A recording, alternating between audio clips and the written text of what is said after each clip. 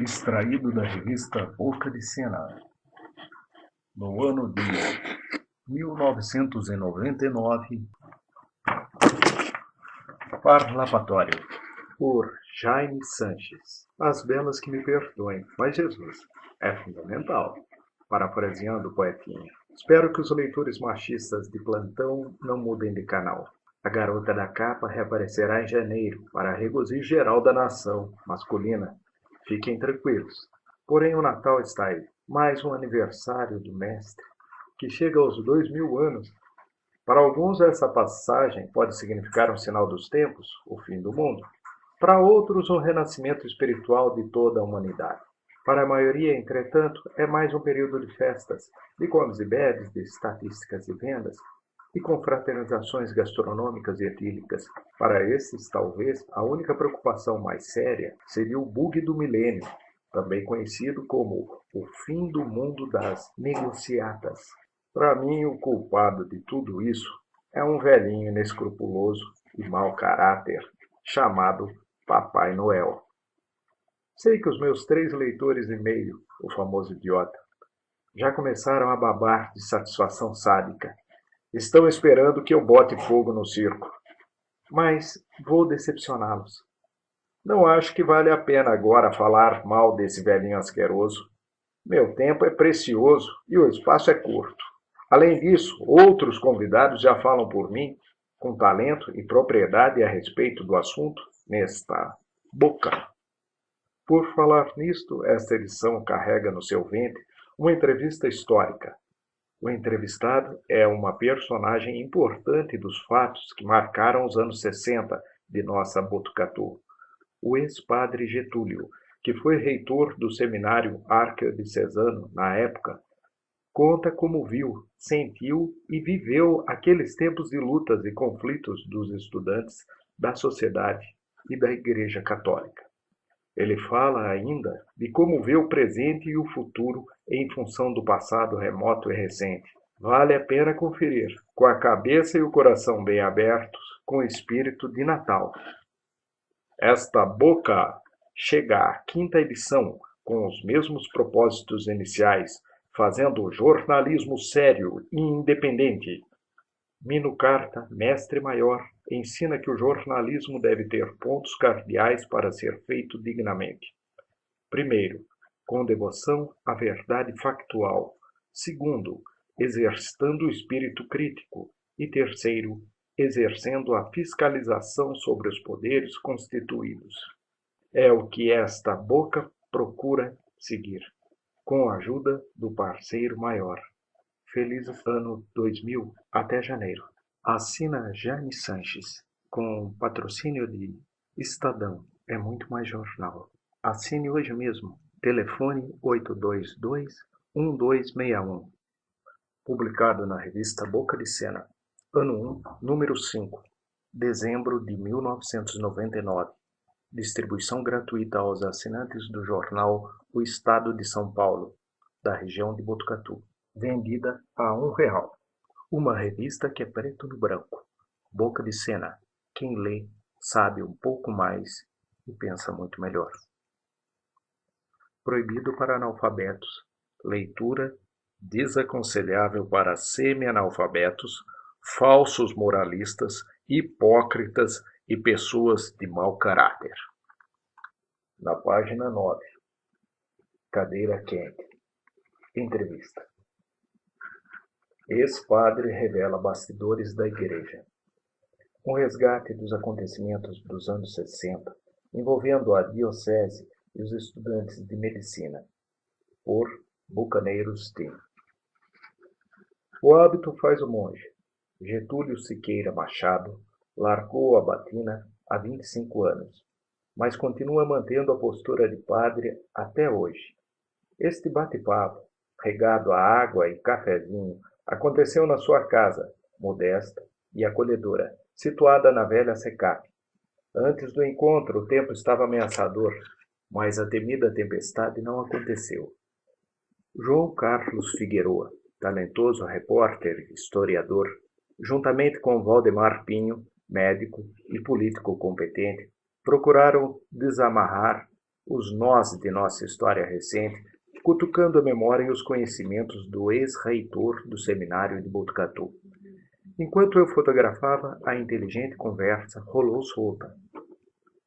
A Dona Maria José Costa Machado, como esposa diligente, mantinha a água fresca e o café quentinho. Daniel, filho que acaba de dar um neto a Getúlio, aparecia de vez em quando. O netinho Ian, que acabara de tomar banho, chorou um pouco, até que a mãe lhe saciasse a fome. O outro filho, o André, não foi visto na casa. O resultado desse encontro começa agora. JS. Boca. Bom, a gente começa fazendo sempre uma pergunta que é simples e, ao mesmo tempo, é muito complexa. Quem é você? Getúlio.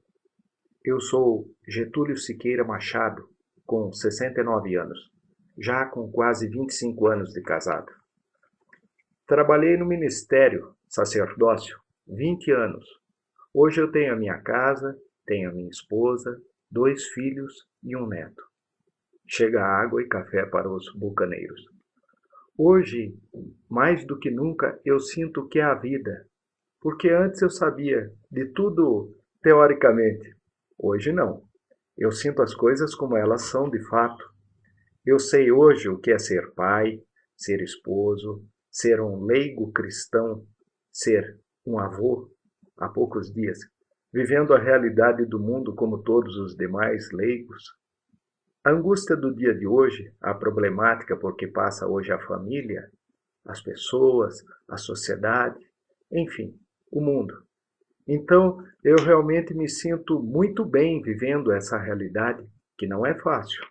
E, principalmente para mim, não está sendo fácil, por causa da minha dificuldade de não poder andar, na dependência quase total da minha família. Mas isso não me impede de ter, ainda como mais razão, um sentido da vida. Faz quase 8 anos que eu vivo numa cadeira de rodas. E 8 anos em que eu tenho aproveitado para aumentar a minha reflexão, que eu já fazia sempre.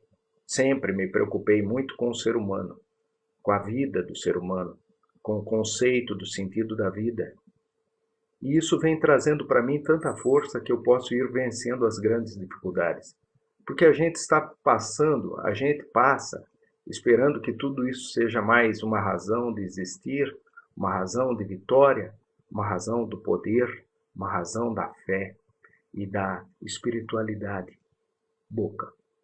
Só para esclarecer, o que te levou, ainda jovem, a ser padre? Getúlio. A minha família toda é cristã, católica, tudo bem.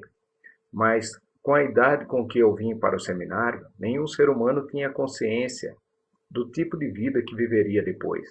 Para começar, eu nem sabia o que era ser padre, praticamente. Boca, interrompendo. Que idade tinha, Getúlio? 15 anos. Por mais que o primeiro discernimento hoje na linha psicológica começa mais ou menos aos 18 anos, para começar a amadurecer. Então, logicamente, a gente vem, começa a entender, começa a ver os valores, sem dúvida nenhuma. O valor da vida cristã, o valor do sacerdócio, e a gente vai indo naquela visão e vai sendo condicionado pelas próprias estruturas, pelo próprio ambiente a viver e a continuar. De tal modo que os propósitos vão se renovando e vamos indo. Mas com o tempo e cada vez mais que tomo consciência de um fato, de alguma coisa, normalmente eu tomo uma nova atitude. Cada atitude deve ser originada de uma nova consciência. Isso é a vida inteira. A vida inteira eu vou tomando novos postos na vida, dependendo de novas consciências até o final da vida. Boca. Então você acha que aquilo que se diz, às vezes, que a vocação sacerdotal é uma coisa inata, uma coisa que a pessoa já nasce com ela, isso existe ou não? Getúlio. Eu não acredito nisso, porque na minha testa não estava escrito que eu devia ser padre e nem por quanto tempo. Eu achei como cristão que eu devia doar uma parte da minha vida ao bem dos outros. A consciência cristã me levou a isso, mas depois de um certo tempo eu achei que essa consciência cristã que me levou a isso me levou ao outro lado também, que eu podia ser também. Viver em função do próximo, em função da minha vida, mas em outro modelo. Daí eu ter a opção de cada um chegar ao momento em que quiser e ser livre para tomar qualquer atitude. Por quê? Já disse, em cada consciência nova, uma nova atitude. Então, por que que muita gente não sai? Por que ou não tem outra consciência ou não tem coragem de ser ele mesmo? Boca. Por quanto tempo você exerceu o ministério, Getúlio? 20 anos. De que ano a que ano? De 57 a 79. 22 anos. Não. Então foi em 75, de 57 a 75. Então, 18 anos. E tanta consciência eu tinha disso, que eu fui reitor do seminário durante 7 anos. De que período a período? De 62 a 69. Eu tinha tanta consciência disso, que a minha preocupação em trabalhar com aqueles meninos, mais ou menos numa base de 80 a 100 meninos, era dar uma formação humana para eles, o máximo que pudesse. E, para tanto, eu trazia gente de fora, médicos, para dar aula de fisiologia, anatomia, para os meninos não terem visão errada, tabus. Eu trouxe o doutor Wolf Neto, eu trouxe o doutor, outro lá de São Paulo, trazia para dar aulas para os meninos. Eu levava pessoas para dar aulas para os meninos, para sentirem que eles viviam numa família, que tinham uma mãe, porque os meninos eram tirados muito cedo de casa, com 11, 12 anos. Eles não tinham nem largado ainda quase a chupeta e eram já colocados naquele ambiente sem nenhum carinho materno. Então, eu trazia professoras para dar aulas para eles, como a Cidinha, como a Barbim, a Helenice, que dava aulas de inglês, porque não existia aula de inglês naquele tempo. E eu trouxe para que eles tivessem uma visão, assim, humana da vida. Coloquei os meninos. Foi o primeiro seminário do Brasil a colocar os seminaristas para estudarem fora, no La Salle. Foi o primeiro seminário do Brasil a ter coragem de botar os meninos para estudar fora, em contato com as meninas, com os rapazes, com todo mundo, para serem gente. Porque eu sabia que 95% dos alunos não sairiam padres. Então, seria bom que eles fossem bons cristãos, para que desses bons cristãos que eles estavam sendo, dali poderia sair algum padre. É essa a minha visão, porque eu sabia que esses 95% poderiam ser ótimos cristãos, mas os que saíssem padre não seriam por ignorância? Não seria por ignorância, seria por opção, e seria de um modo consciente. Eles estavam estudando fora, tinham contato com todo mundo. Então seria assim, um amadurecimento natural. E deu resultado essa política? Para mim deu. Mas naquele período de 69 para frente, quando nós saímos daqui, você tocou, Getúlio, num período em que foi reitor do seminário de Botucatu, um período bastante tumultuado. Você tocou no assunto e eu vou puxar já a questão dos estudantes. Foi no seu período, na sua gestão, que Botucatu viveu aquele clima, aquela verdadeira batalha cívica em que a sociedade esteve parcialmente a favor, parcialmente contra. A luta que os estudantes faziam em Botucatu pela dinamização do hospital, por investimentos do Estado, praticamente pela consolidação do hospital da faculdade. Inclusive o doutor Pinho, que está aqui conosco, participou desse período, vendo assim de longe, 30 e tantos anos depois, o que foi acertado e o que foi errado na intervenção nessa relação entre a igreja e o movimento social. A igreja é um veículo que trabalha com pessoas humanas e tudo aquilo que é humano deve interessar a igreja. Por quê? Porque quanto mais eu for humano, mais eu serei divino. Porque quanto mais tiver a pessoa ética, mais afetiva, mais relacionada, mais solidária, mais espiritual ela será. E quanto mais tiver essa pessoa assim, ela será então mais humana e, portanto, mais divina. Então, a igreja deve entrar dentro da sociedade, ser fermento para transformar a sociedade no veículo do reino de Deus. O reino de Deus é tudo. Tudo isso aqui é reino de Deus. Então, vamos fazer com que esse reino de Deus seja mais verdadeiro. Então, a missão da igreja é não se isolar numa sacristia cheirando a mofo, mas é abrir as janelas, como disse João 23, no começo do concílio, abrir as janelas para entrar o ar novo. Então, por que a igreja, a hierarquia, vive mais ou menos assim? Porque ela é monolítica, é de cima para baixo, ela determina. A obediência para ela é mais importante que o amor. Então preferiu-se naquela época que saíssem 30 padres por causa de uma pessoa. Então, o que aconteceu?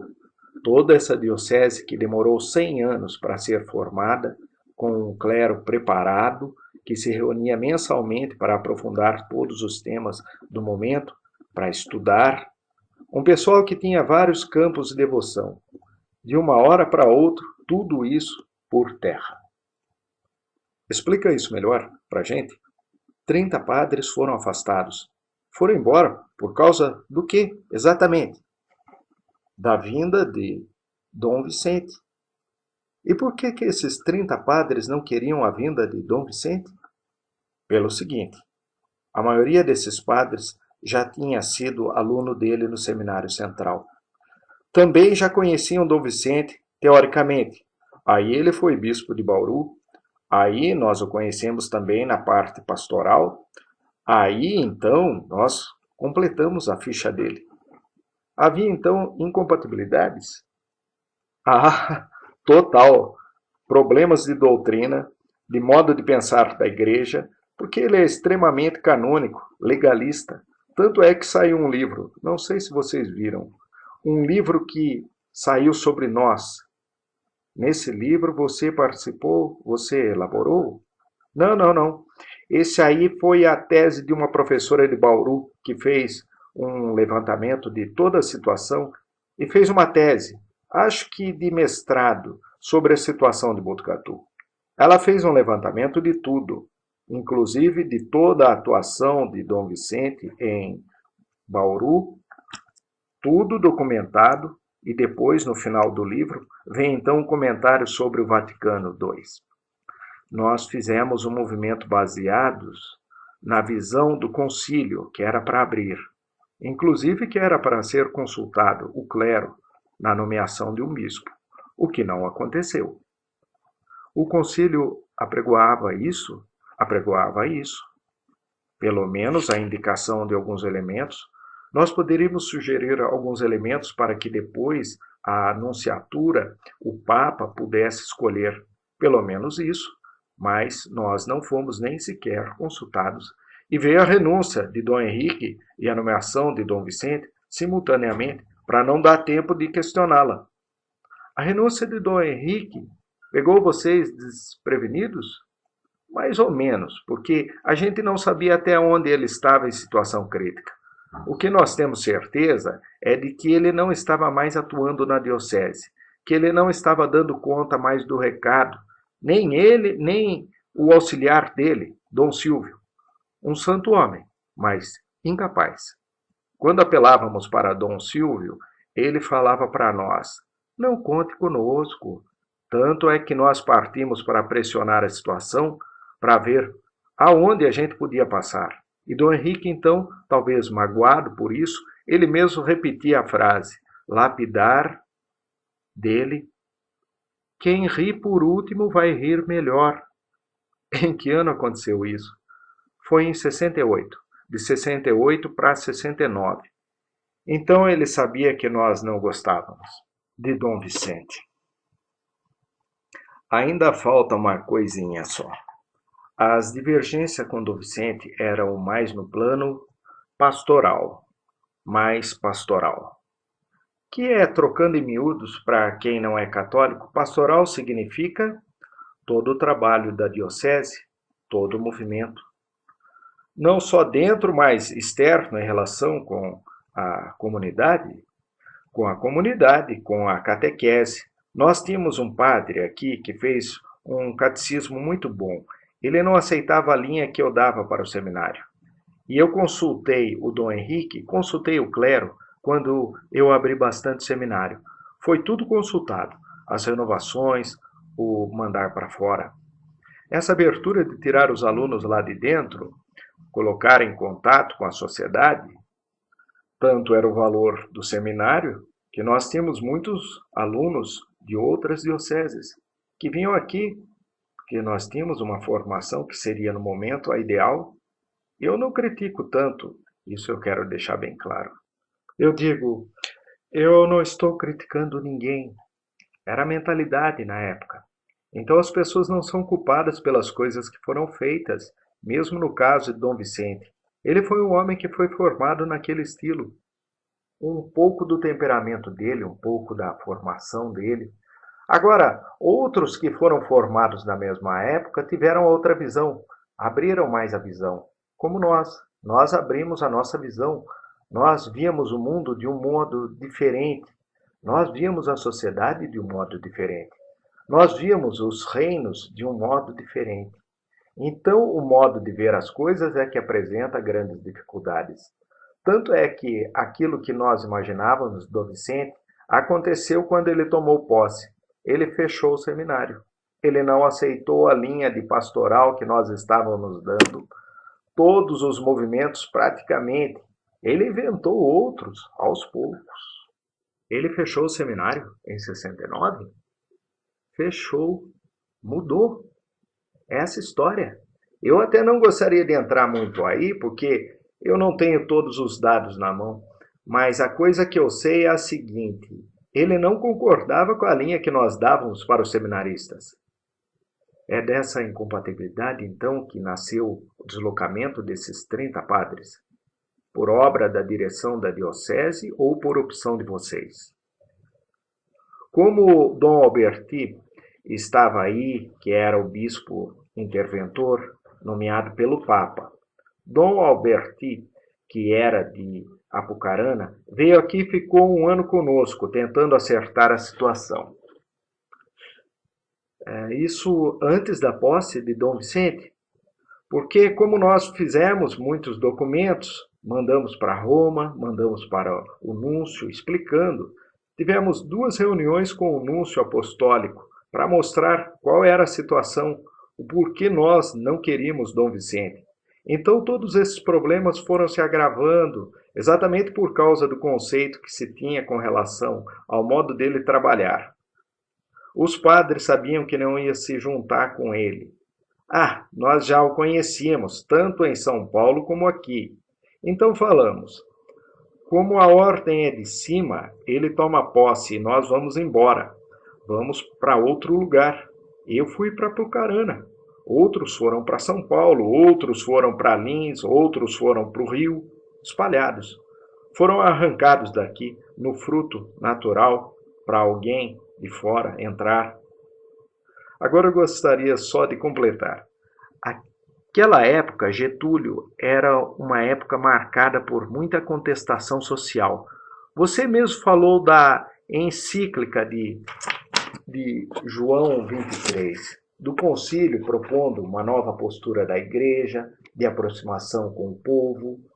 Era a época também que na América Latina começavam a aparecer padres que tinham uma clara opção pela participação do movimento social. Caso de Camilo Torres e uma série de outros padres que tinham até um engajamento em guerrilha, em movimentos sociais mais decididos e claros. Era o surgimento, o comecinho, o embrião da teologia da libertação, que propunha a aproximação, exatamente o que você descreveu. Você acha que isso influiu, que isso fazia parte de um amadurecimento espontâneo de vocês aqui em Botucatu? Ou isso já fazia parte de uma onda geral que a igreja estava experimentando na América Latina? Aliás, não foi só na América Latina. Essa efervescência de aspecto social e religioso tem no mundo todo. Acentuou-se mais na América Latina por causa da situação social da América Latina. Porque quanto mais a gente sofre, mais a experiência aparece. Não é o conhecimento intelectual que me traz experiência, é a vivência que me traz experiência. Então, vendo a situação do Brasil, e sabendo que Jesus Cristo veio para os pobres, pobres em todos os sentidos. Não é só aquele que não tem dinheiro que é pobre. Às vezes é até mais pobre que o outro, porque é pobre de espírito.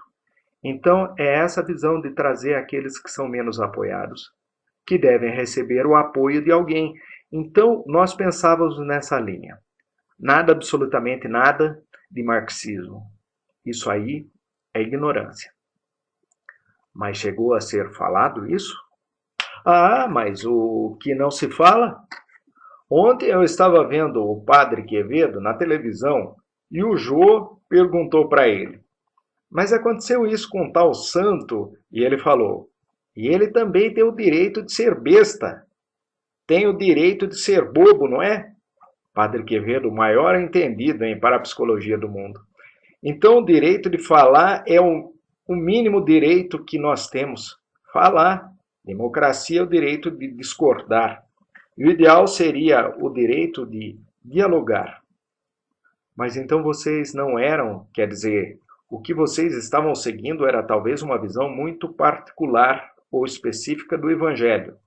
Não era uma ideia engajada no marxismo, nos partidos marxistas. Ah, não! Absolutamente não. Aí é que está. Quando o cristianismo entra na sua verdadeira realidade, você é um marxista. Você quer mais controvertite do que foi Jesus Cristo? Ele morreu por duas razões. Uma, porque ele disse rei. E rei era o de Roma, que mandava lá na Palestina. E outra, que ele disse que era Deus. Então, para os fariseus, Deus não podia ser. E foi morto por causa disso. Ele morreu por duas razões. Por ele ter dito que era rei, ainda que não fosse deste mundo, e ter dito que era filho de Deus, que também não podia ser. Ele foi um fulano perigoso. Então, como ele foi mal visto nessa época, se ele voltasse hoje, ele seria morto antes dos 30. Por quê? O mundo hoje talvez seja até pior do que o daquela época. Hoje tem muito mais recursos para matar do que naquele tempo, porque a tecnologia avançou muito, não em função do progresso, do regresso. Eu fiz a primeira pergunta que acabou ensejando essa aproximação com o tema, que eram questões que na história se aproximaram muito. Uma coisa, a crise dos estudantes e o apoio que vocês deram a eles. O apoio humanitário, no momento crítico. A outra coisa, um problema unicamente da hierarquia e da base sacerdotal da diocese, que ocorreu na mesma época e no mesmo espaço físico, por conta da aproximação dos estudantes. Agora, vocês que tinham essas opções pela aproximação com a comunidade em socorrer os estudantes no momento crítico, foram combatidos por algum segmento da sociedade local? Muito, muito. Exatamente o grande problema foi a divergência de mentalidade entre os estudantes, os padres e certa direção da cidade, setores dominantes da cidade. Esses aí interpretaram tudo diferentemente. Nós tentamos. Como era a interpretação deles? Eles achavam que era simplesmente um movimento político de revoltosos que estava apoiando o movimento dos estudantes, que era uma reivindicação que eles achavam injusta. E nós achávamos que era justa porque a faculdade estava começando, não tinha recurso nenhum. Você, doutor Pinho, está aí para testemunhar. E nós apoiamos porque eram valores válidos na época, valores imprescindíveis, porque um hospital aqui era uma riqueza imensa, como estamos vendo hoje. Eu dependo do hospital. Senão, eu não sei o que seria hoje. Estaria já há 8 anos no cemitério. A faculdade, para mim, é minha vida.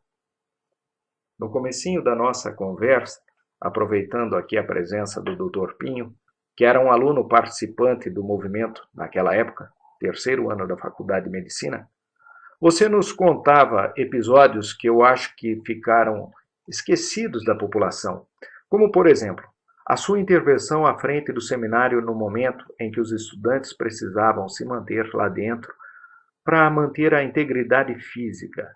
A sua opção como responsável pelo seminário foi a opção de maior responsabilidade, porque, afinal de contas, era o único que mantinha um cargo com o domínio de um espaço físico. Além da sua atuação na busca dos estudantes, que se desgarravam em momentos críticos, gostaria que você contasse isso de novo. Eu quero até completar isso. Naquela época, havia um número razoável de estudantes que não podiam pagar pensão. Moravam comigo lá. Eu tinha 13 alunos da faculdade que moravam comigo lá e eu cobrava uma pensão deles, razoável, o que eles podiam pagar. Eles viveram todos os anos lá até a hora deles saírem. Eu sou testemunha disso. Eles moravam no seminário.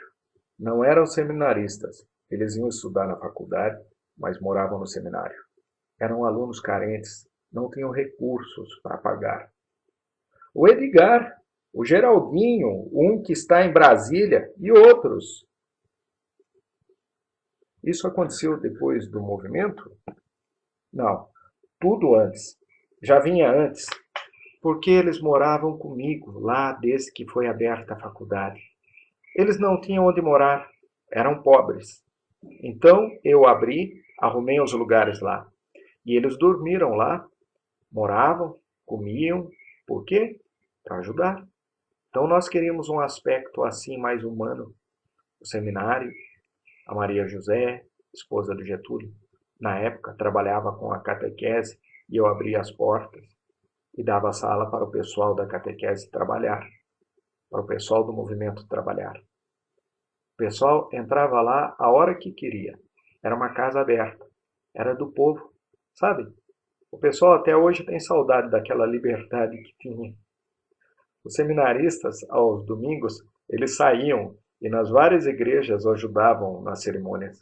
Iam lá trabalhar com jovens, ajudar a ensinar a catequese, ajudar a sentar, ajudar a liturgia das celebrações. Para eles era uma coisa belíssima. Momento de formação humana para eles e também formação religiosa. Exercer como cristãos sua vida. E esse foi um negócio muito interessante. A Maria José, eu nunca conheci muito bem na época. Ela coordenava um grupo de jovens. E ela conta coisas interessantíssimas. Porque a gente abria aos domingos, a porta do seminário sempre ficava aberta para os alunos saírem. E até hoje, às vezes, eu recebo telefonemas de ex-seminaristas daquela época dizendo: puxa, você não imagina o efeito de tudo aquilo que você fez para mim hoje.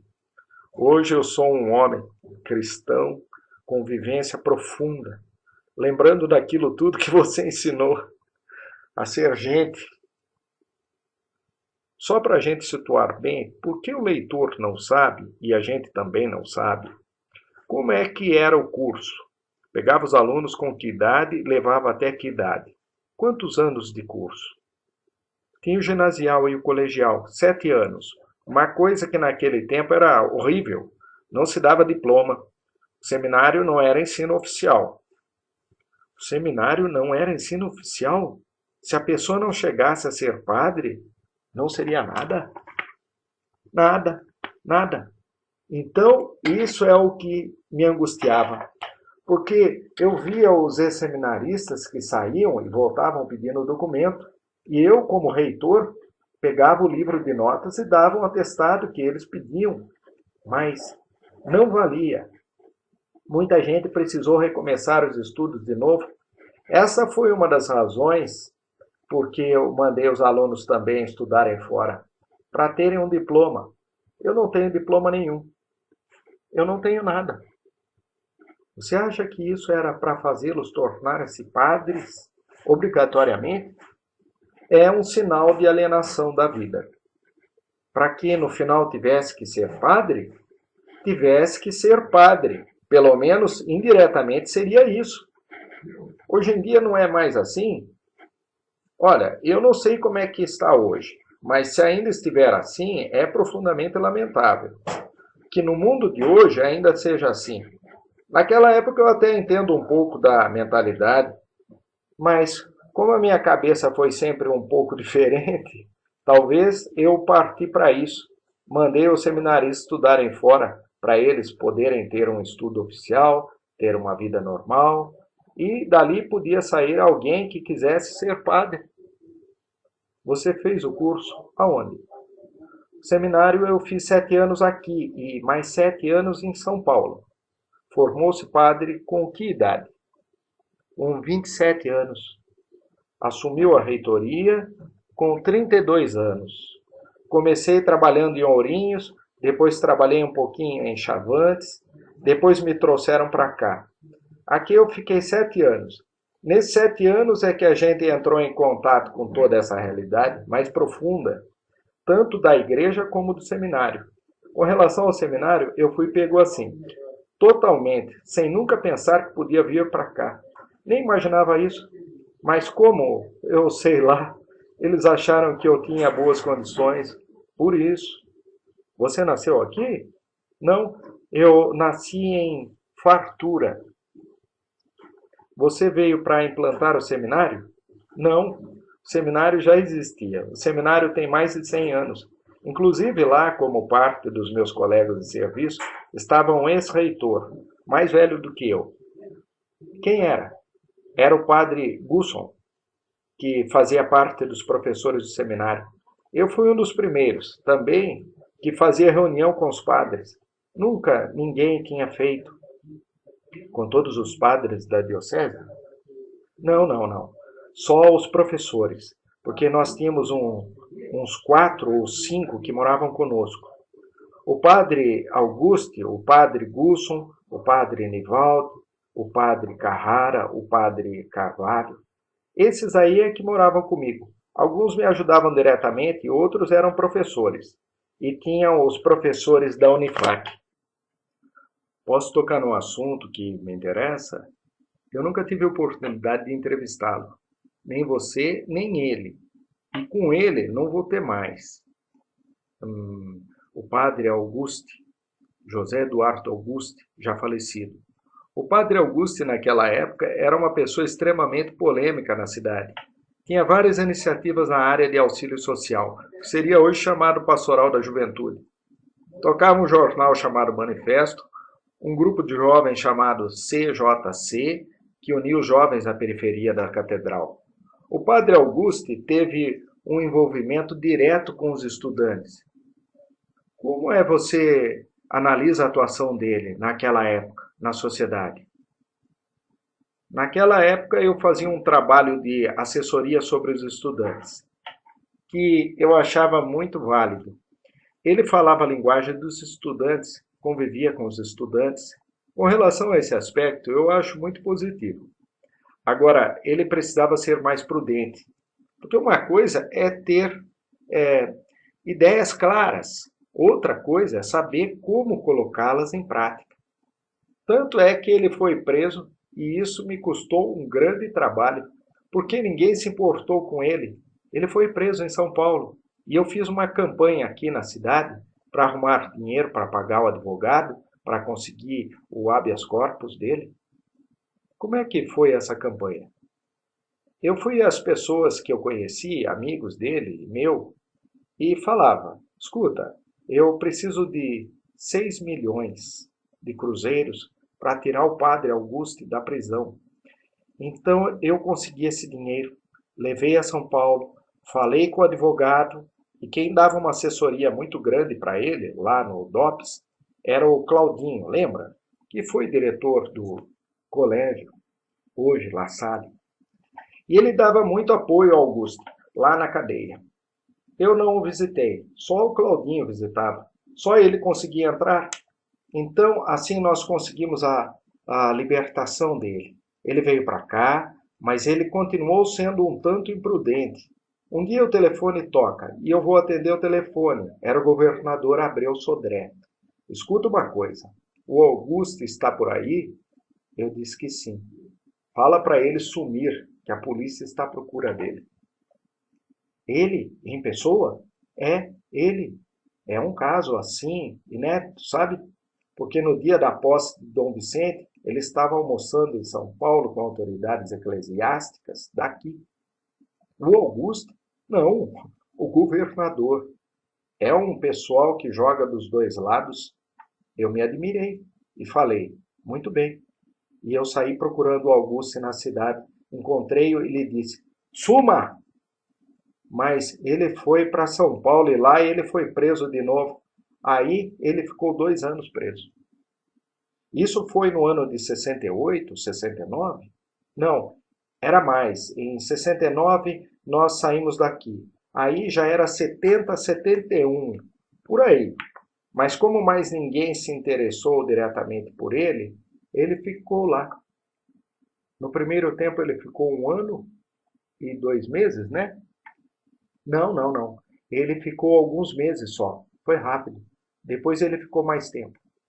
E essa avaliação que você faz daquele período dele na cidade, ele estava fazendo um trabalho muito bom, tanto na parte social como na parte de relacionamento com estudantes. Mas ele era um pouco imprudente. Imprudente como? Como é que você define isso aí? Por exemplo, em São Paulo, como é que ele foi preso? Ele estava reunido com um grupo discutindo problemas políticos. Ele continuava lutando politicamente? Ele era engajado politicamente? Ele era o único engajado politicamente, você acha? Daquele grupo dos padres, dá para definir assim: Augusto era o único que tinha relacionamento com o partido político? Olha, nem sei se era com partido político. Era com as ideias? Com as ideias. Partido, não. Com partido, ninguém. Vou dizer uma coisa: os padres de Botucatu tinham um nível intelectual muito bom, uma mentalidade muito boa. Foi dito por muita gente que era um dos melhores clérigos do Brasil. Mais avançado, mais conscientizado. Tanto é que esse movimento que nós fizemos para não receber Dom Vicente foi um movimento admirado pelo mundo inteiro. Nós chegamos a receber abaixo-assinados de padres da Europa, de 1.000 assinaturas numa lista. Obtivemos o apoio de todos, de uma infinidade de dioceses do Brasil e do mundo, apoiando o nosso movimento, porque era um movimento de questionar. O momento era propício para questionar tanto os poderes políticos como os poderes eclesiásticos. Por quê? Porque o concílio estava acontecendo e o concílio estava questionando vários aspectos. Agora, o que o concílio propunha não era de muito interesse do poder vigente da ditadura, que não tinha interesse daquelas ideias do concílio que aproximava a igreja das questões mais mundanas. Naquela época a população estava dividida. Eu acredito que a maioria era a nosso favor. Nós trabalhávamos muito no reduto familiar, na catequese. Trabalhávamos muito com a juventude, com os estudantes. Então uma grande parte pensava como nós. Tanto é que às vezes nós fazíamos reuniões com um número imenso de pessoas que participavam dessas reuniões para nos apoiar. Quem era contra, então? Eram as autoridades políticas e alguns medalhões da cidade. Com relação a isso, em todo lugar sempre há o positivo e o negativo, o pró e o contra. Isso aí faz parte da natureza.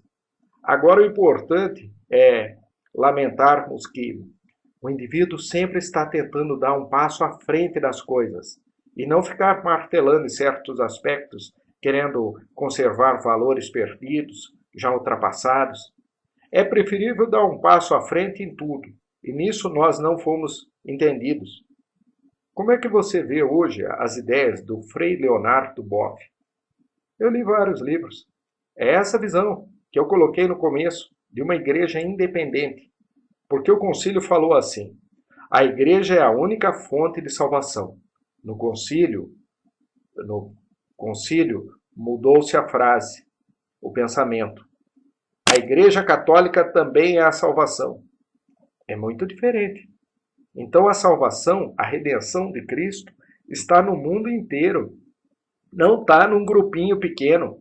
Então aqueles que amam a Deus e amam ao próximo estão colaborando para o reino de Deus que será implantado. E isso em qualquer religião, em qualquer ambiente, em qualquer circunstância. Porque seria injusto Deus querer salvar a humanidade dando privilégios para um pequeno grupo de privilegiados. Ele deu condições e dá condições para o mundo inteiro, para todas as pessoas encontrarem o caminho do reino de Deus. Como Jesus Cristo falou para os fariseus: vocês não entram no reino de Deus e atrapalham ainda aqueles que querem entrar. Então eu vou tirar de vocês a missão e dá-la para outros. Foi isso que ele fez. Eles estão ainda esperando o Messias chegar. Ele mudou a perspectiva da história. Ele mudou, inclusive, a história. Como é que você vê hoje o movimento dos carismáticos dentro da Igreja Católica? Você acha que ele tem semelhanças com os movimentos evangélicos, pentecostais? O problema é um problema de conceituação. O que se entende por reino de Deus? O que se entende por salvação? O que se entende por cristão hoje? O que sempre existiu na igreja foi o dualismo, a separação entre o sobrenatural e o natural, entre o metafísico e o físico, entre Deus e o mundo. Sempre eu ouvi isso, que é um problema sério, já de tempos passados, de filosofias gregas, romanas, como se o mundo fosse uma obra, que não fosse obra de Deus. A obra é a mesma dele. Ele é que criou o espírito e criou o corpo. Ele é que criou a alma e criou o mundo. Essa obra é dele, inteirinha. Tudo que nós fizermos para melhorar essa obra dele é santificado. Então, não é só espírito. A igreja não prega uma visão póstuma só. Ela prega o reino de Deus agora. Do jeito que ela for agora, vai ser o futuro. Como a igreja permanecer entre os cristãos de hoje, ela vai ser daqui a alguns anos, 100 anos, sei lá o quê. Portanto, ela deve se encarnar nessa realidade como obra de Deus. Deus não está lutando contra o anticristo, é uma obra só. Deus está presente na sua obra constantemente, senão o mundo não existiria mais. Ele continua sendo o criador do mundo, o sustentador do mundo. Ele é o dono deste mundo. Ele não perdeu as rédeas. Os pentecostais dizem muito isso, que existe um combate permanente entre Deus e o demônio. Esse combate entre o bem e o mal, que é permanente, não é isso na sua concepção? Absolutamente não. As falhas que estão havendo são falhas dos humanos, não do diabo. As pessoas é que não estão cumprindo o seu papel. Se o cristão, o leigo, cumprir bem o seu papel, não vai haver influência mais de ninguém. Estão jogando para cima do diabo, que é obrigação do homem. Estão pedindo para Deus resolver o que é obrigação do nossa. Nós é que estamos falhando com a nossa obrigação. Cada um tem a sua missão específica dentro do mundo, no reino de Deus. Cada um tem uma missão específica, que não tem dublê. Ou você cumpre a sua missão, ou ela vai ficar sem ser cumprida. Pelo que eu estou entendendo, o diabo não existe? É uma ficção? O diabo é mais a falha sua, nossa. Que ele exista ou não exista, pouco interessa. O que interessa é que nós não estamos fazendo a nossa parte. Estamos jogando para cima do diabo, pedindo que Deus resolva por nós, que temos que resolver o problema. Então, o que está acontecendo? Está faltando uma conscientização mais profunda de cada pessoa para que ela desempenhe mais profundamente a sua missão. E que faça muita coisa que não é do diabo nem de Deus. E os carismáticos ainda dentro disso? E o crescimento dos pentecostais, e agora a igreja assumindo uma posição muito próxima dos carismáticos? Eu respondo assim: é um caldo tão requentado que requentar mais uma vez cai mal. Eu acho que há o direito de se existir diferente. É um direito mesmo.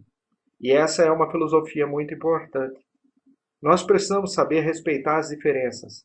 E eu respeito essas diferenças. Eles são capazes de entender o cristianismo dentro daquela visão. Eu já entendo de outra. O Boff entende de outra. O Heitzinger, que é um dos chefes da fé lá em Roma, o concílio para ele não existia. Era uma palhaçada. Tanto é que acabou o concílio, ele expulsou o Frei. Não considerou o concílio? Não. Para ele, não serviu. Foi uma das blasfêmias. A sorte é que o Papa João XXIII morreu logo. Senão, ele iria morrer de tristeza do jeito que ficou a briga. Então, é essa visão enganosa que está havendo, de pôr cada coisa em seu lugar. Eles têm o direito de procurar. A mentalidade deles vai até aí. Não passa disso. O padre Rossi, por exemplo, ele não passa a visão dele, que não é mais do que jogar uma bacia de água na cabeça da turma. Então, é um exagero de ritualismo. Quando Jesus Cristo falou que é preciso uma conversão interior, uma volta para o interior, é aqui que eu quero aprofundar um pouquinho. É nesse aspecto que eu acho importante. Eu podia até cancelar toda essa entrevista aqui, é só esse aspecto. O importante é cada um procurar encontrar a si mesmo. Porque o mundo, a técnica, foi até a Lua, mas ainda não foi para dentro de cada um. A viagem mais longa a ser feita ainda não foi feita, que é a viagem para dentro de si mesmo, para se autoconhecer, se auto-reconhecer como um ser divino, porque fomos feitos à semelhança de Deus. Um ser divino que tem que ser melhorado, aperfeiçoado para contaminar, para viver em harmonia com todos os bens que Deus fez. Daqui vem exatamente o grande problema da educação. Eu quero distinguir bem instrução e educação. Instrução é domesticação. É o que todo mundo faz. Domesticar, todo mundo. A escola domestica, as igrejas domesticam, as famílias estão domesticando. Não quero dizer que tenham culpa diretamente, mas é esta a realidade. Não há ainda uma educação do ser. Tem uma instrução, uma informação para o ter e o fazer, porque nós estamos numa entidade capitalista. Então, o que vale é produzir e consumir. E o mundo está aí, mal do jeito que está. Por quê? Porque nós estamos só olhando para a técnica. Não estamos olhando ainda para o ser humano, que é o único interesse da existência. É trabalhar com o ser humano, aperfeiçoar o ser humano com uma educação profunda do ser humano. Então, não adianta leis coercivas para a FEBEM, para a polícia, para lugar nenhum. Não adianta nada aumentar as leis enquanto nós não mudarmos a educação de profundidade do ser humano. Não adianta fazer leis. Elas estão aí e as pessoas sabem burlar as leis. As CPIs estão aí para mostrar que os mais instruídos são os mais ladrões. Então, o que é que está faltando? Não é instrução. Aprender português, inglês, matemática, todo mundo está dando. Mas fazer o ser humano ser ele, esses aspectos estão faltando tanto na sociedade civil como na sociedade religiosa. Então, não está havendo esse crescimento da pessoa. Divinizar a pessoa e humanizar a pessoa. E fazê-la mais solidária, mais profunda, mais gente, mais amiga, mais fiel, mais correta, mais justa. Falar mais a verdade. É isso que se precisa fazer. Não adianta querer ser carismático, ou ser conservador, ou ser o que for. Se eu não olhar o valor das pessoas, Jesus Cristo chamou um dia uma criança e admoestou-a. Se vocês não forem igual a esta criança, ninguém vai entrar no reino do céu. Se não houver a conversão do interior, de dentro para fora, não vai ter salvação. O que está havendo é uma imposição de coisas de fora para dentro. A educação é a mesma coisa. Ela vai empanturrando todo mundo.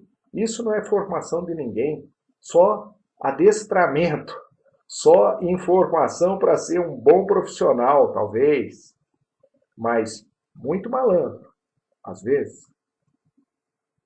Se a coisa continuar desse jeito e nós vamos virar agora um novo milênio, Deus estará morto ou ainda vai viver muito tempo? Deus não vai morrer. Nunca. A obra dele vai ser consumada de qualquer jeito. O que nós precisamos fazer é tomar consciência e participar desse reino dele. É só olhar o Evangelho, a maravilha do Evangelho.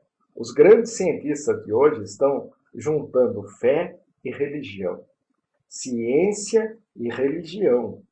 Eu leio muito o Capra, Fritz Job, ponto de mutação, o tal da física, mostrando que hoje nós temos que mudar os paradigmas.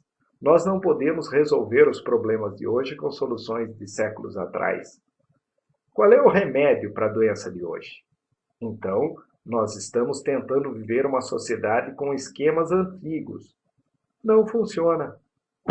Querer educar com a escola que temos hoje, aí não funciona. Preparar uma pessoa para a vida com o que nós temos aí hoje, não funciona. Então, nós temos todas essas desgraças que estão aí. É político vivendo a safadagem, militar vivendo a safadagem, as pessoas em geral vivendo. Cada um se armando mais para matar melhor.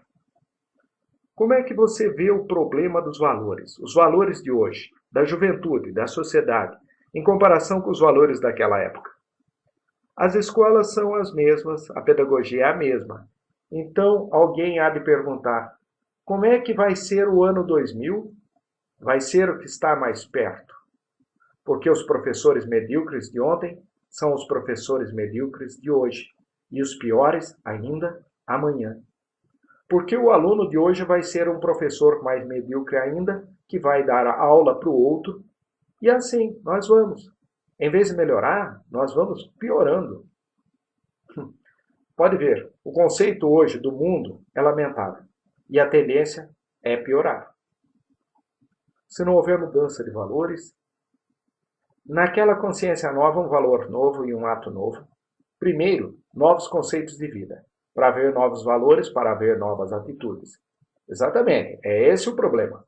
Está faltando uma consciência crítica do mundo por parte da população. Está faltando uma ideologia, no bom sentido, um ideal, porque tem uma frase que diz assim, ai do povo que não tiver um líder.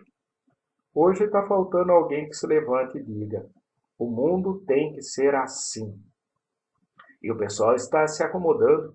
Não, o mundo é assim mesmo, não tem mais jeito. Não, senhor. Nós temos a possibilidade de mudar totalmente o mundo.